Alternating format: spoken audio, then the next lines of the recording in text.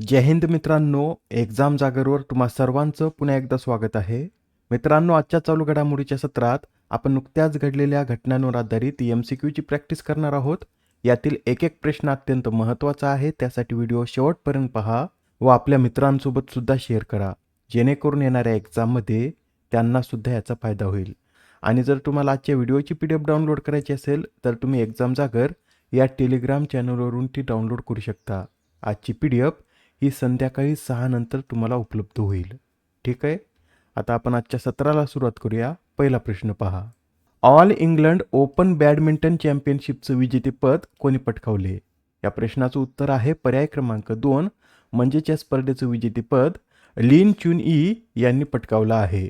व लिन चुनई यांनी अंतिम सामन्यात भारताच्या लक्ष्य सेन यांना हरून या स्पर्धेचं विजेतेपद पटकावलं. मित्रांनो, लक्ष्य सेन यांना दुसऱ्यांदा या स्पर्धेतील उपविजेतेपदावरच समाधान मानावं लागलं आहे. याआधी 2022 मध्ये सुद्धा ते फायनलमध्ये पोहोचले होते. त्यावेळेस सुद्धा उपविजेतेपदावरच त्यांना समाधान मानावं लागलं. ही जी all England open badminton championship आहे, ही आतापर्यंत फक्त 2च भारतीयांनी जिंकली आहे. व ते कोण? तर 1980 मध्ये प्रकाश पदुकोण, तर 2001 मध्ये पुलेला गोपीचंद यांनीच ही स्पर्धा जिंकली होती. व तेव्हापासून आतापर्यंत एकाही पुरुष भारतीय खेळाडूला ही स्पर्धा जिंकता आलेली नाही. Next question. Esmond B Martin royal geographical society पुरस्कार जिंकणाऱ्या पहिल्या भारतीय कोण ठरल्यात? तर मित्रांनो, आता या एस्मंड B Martin royal geographical society पुरस्काराने कृती के कारंत यांना सन्मानित करण्यात आलं. कृती के कारंत यांना लंडनमध्ये हा पुरस्कार प्रदान करण्यात आला व त्यांना हा पुरस्कार जगाच्या परिसंस्थांबद्दल मानवी समज आणि ग्रहाच्या जैवविविधतेचे संरक्षण करण्यासाठी केलेल्या उत्तम कार्यासाठी देण्यात आला आहे. लक्षात ठेवा, महत्त्वाचा प्रश्न आहे, कारण कृती के कारंत हा पुरस्कार मिळवणाऱ्या पहिल्या भारतीय आहेत. याआधी सुद्धा काही महत्त्वपूर्ण पुरस्कार देण्यात आले, ते आपण एकदा रिवाईज करून घेऊया. तर पहा, भूविज्ञानाचे नोबेल म्हणून ओळखला जाणारा प्रतिष्ठित क्रॅफर्ड पुरस्कार वीरभद्रन रामनाथन यांना देण्यात आला. तामिळनाडू राज्याचा सर्वोत्कृष्ट अभिनेत्याचा पुरस्कार धनुष यांना देण्यात आला. गोदावरी गौरव पुरस्कारातील आव्हाने आणि पर्यावरण क्षेत्रातील योगदानासाठीचा पुरस्कार सयाजी शिंदे. जागतिक शिक्षक पुरस्कार रुबल नागी.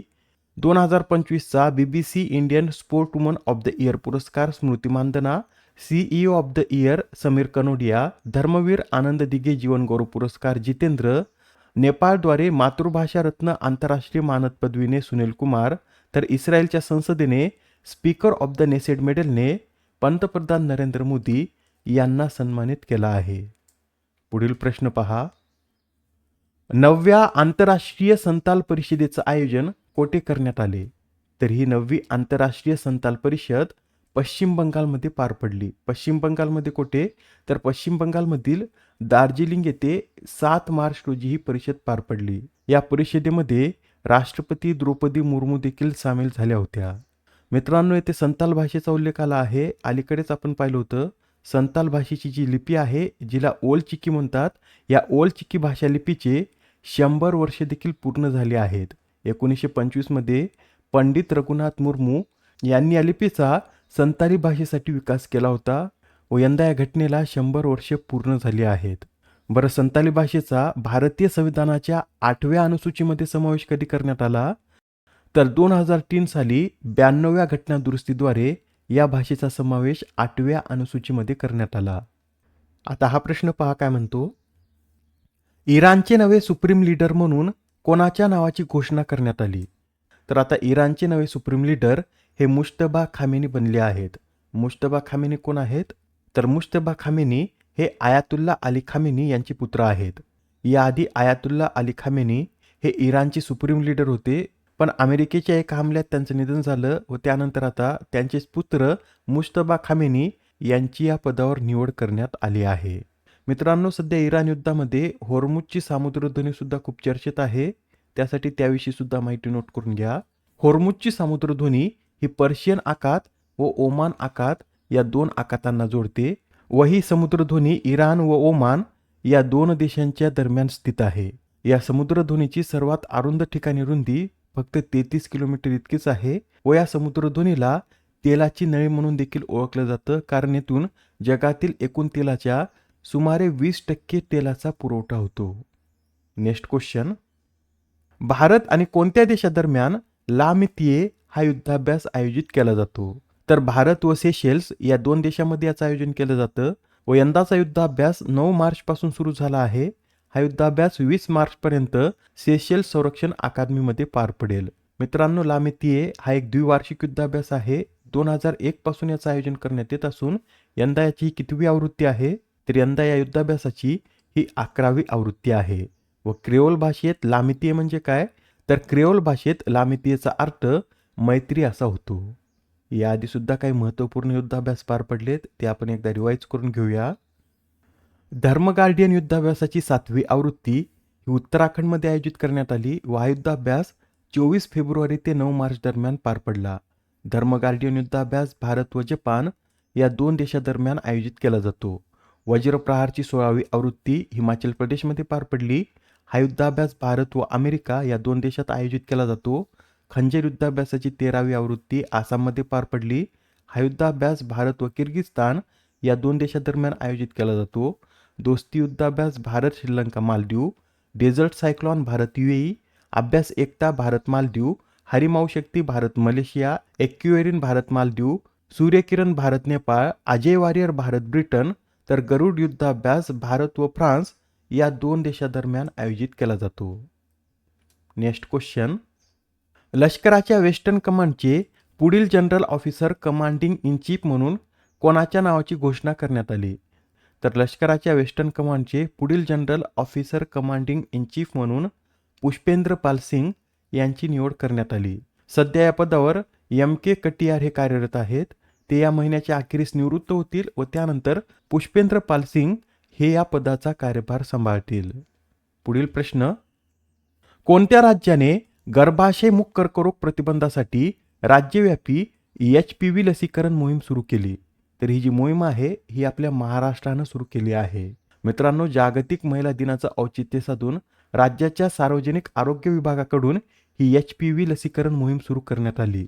या मोहिमेअंतर्गत 14 वर्षे पूर्ण झालेल्या मात्र 15 वर्षे पूर्ण न झालेल्या मुलींना ही HPV लस देण्यात येणार आहे. या मोहिमेत पुढील 3 महिन्यात राज्यातील सुमारे 9,84,000 मुलींना HPV लस देण्याचं लक्ष्य ठेवण्यात आलं आहे. मित्रांनो, या लसीकरणासाठी कोणत्या लसीचा उपयोग करण्यात येणार आहे?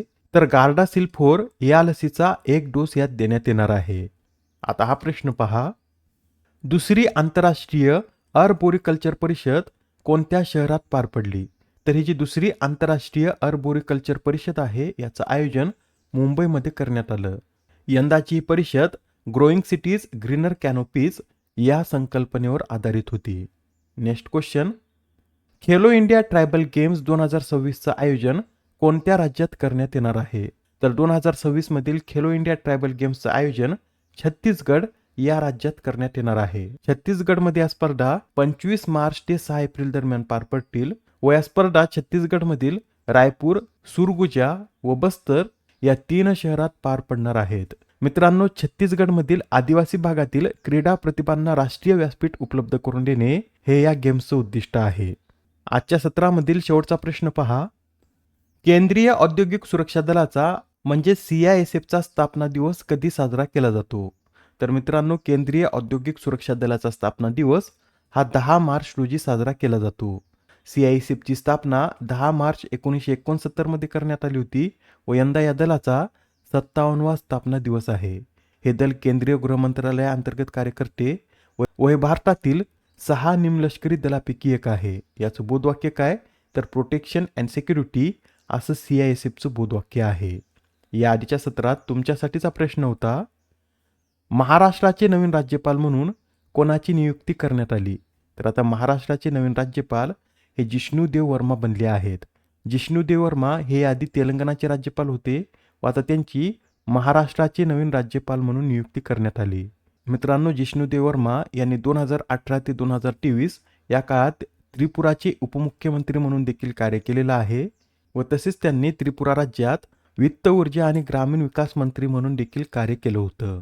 आजच्या सत्रामधील तुमच्यासाठीचा प्रश्न पहा, कोणतं राज्य हे 16 वर्षाखालील मुलांना समाज माध्यम वापरास बंदी घालणारे देशातील पहिले राज्य ठरले?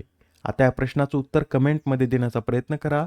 उत्तर चुकलं तरी काय हरकत नाही, कारण ज्यावेळेस तुम्हाला या प्रश्नाचं योग्य उत्तर माहीत होतं त्यावेळेस हा प्रश्न तुमच्या दीर्घकाळापर्यंत लक्षात राहतो. तर आता पुढच्या सत्रात पुन्हा भेटूया. धन्यवाद.